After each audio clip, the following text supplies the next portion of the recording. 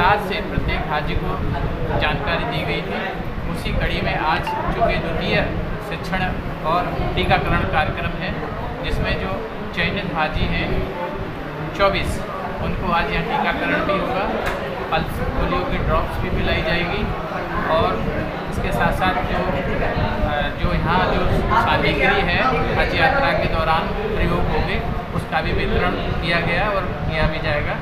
इस तरह देखिए, हज 2022 की यात्रा स्टार्ट होने वाली है। 6 तारीख से हमारी फ़्लाइटें शुरू हो रही हैं, तो आज उसी क्रम में दूसरा प्रशिक्षण और टीकाकरण ये कार्यक्रम हो रहा है, जिसमें मुख्य अतिथि अल्पसंख्यक कल्याण अधिकारी ज़िला के जितेंद्र कुमार साहब, डॉक्टर दीनदयाल साहब और टीम डॉक्टर शुक्ला साहब, सब लोग यहाँ मौजूद हैं। ज़िले के हज ट्रेनर मौजूद हैं, मैं स्वयं यहाँ मौजूद हूँ, चीफ मास्टर ट्रेनर हज कमेटी ऑफ इंडिया।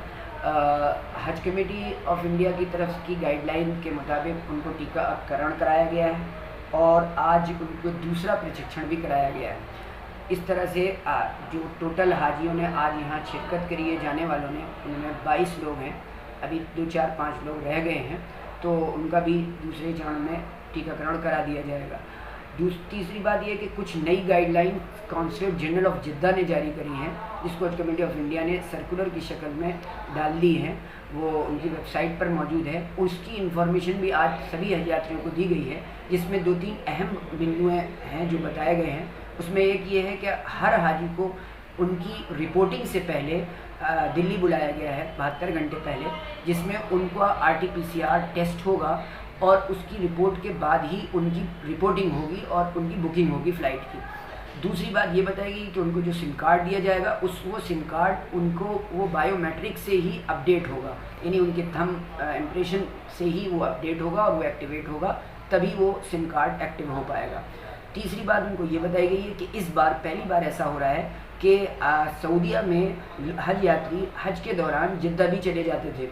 अब जो कोई मक्का पहुंचने के बाद जिद्दा जाना चाहेगा तो सऊदी गवर्नमेंट ने उस पर रोक लगा दी है।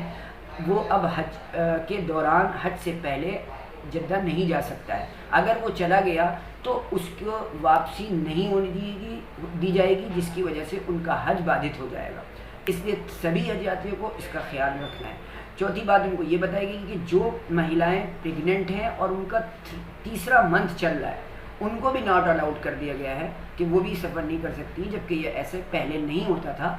लेकिन इस बार कोविड की वजह से, उसकी गाइडलाइन की वजह से बहुत सारे प्रिकॉशंस लिए गए हैं। उसमें उनको खाना पकाने की सहूलत नहीं होगी, वो खाना उनको होटल से खाना होगा, तो इसलिए कोई ऐसा सामान लेकर न जाएं जो लिक्विड हो, जिससे उनके सफ़र में दिक्कत पैदा हो। और एक बात उनको ये भी बताई गई है कि हज यात्रा के दौरान हमें इन बातों का ख्याल रखना है कि जब उनको रियाल दिए जाएंगे एयरपोर्ट पर, तो उनको अपना पैन कार्ड, जो ग्रुप का एक लीडर होगा, जो हेड होगा, उसका पैन कार्ड ज़रूरी है। उसके पैन कार्ड से ही सबको रियाल दिए जाएंगे, जो 2100 रियाल हर हाजी को मिलेंगे। क्योंकि हज इस साल काफ़ी महंगा है और उस महंगाई की वजह हमारी करेंसी का गिर जाना है, क्योंकि 22 रुपये का एक रियाल है। ये एक बहुत बड़ा सबब है जिसकी वजह से हज महंगा हो गया है। और टिकट में भी हमारी इंडियन गवर्नमेंट की तरफ से सब्सिडी ख़त्म हो चुकी है, इसलिए हज यात्रा महंगी हुई है। और सभी हज यात्रियों को इसके बारे में भी बता दिया गया है कि वजह ये है ताकि आप किसी दूसरे मैसेजेस के ज़रिए या उससे भ्रमित ना हो। ये सभी हज यात्रियों को बताया गया है और उनकी आसानी के लिए हर कदम पर उनको प्रिकॉशंस किया गया है। जो अधिकृत सेंटर है, इस्लामिक सेंटर, वहीं से हज यात्रियों को वो बैगेज मिलेंगे जो स्टैंडर्ड बैगेज हैं, VIP कंपनी ने प्रोवाइड कर रही है हज कमेटी ऑफ इंडिया की तरफ से, जिसके पैसे हज यात्रियों ने दिए हैं, वो ही बैगेज को लेकर सफ़र करना होगा। ये भी इस साल लागू किया गया है।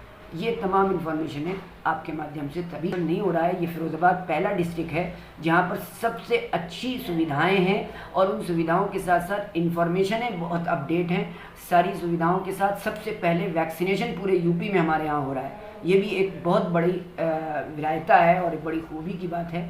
और इसके लिए हम अपने पूरे हज कमेटी को और हमारे लोगों को और हमारे ख़ास तौर से मेडिकल अथॉरिटीज़ को, CMO साहब को हम बहुत बधाई देंगे कि उन्होंने बर वक्त, सही वक्त पर हमारे हज यात्रियों का टीकाकरण कराया।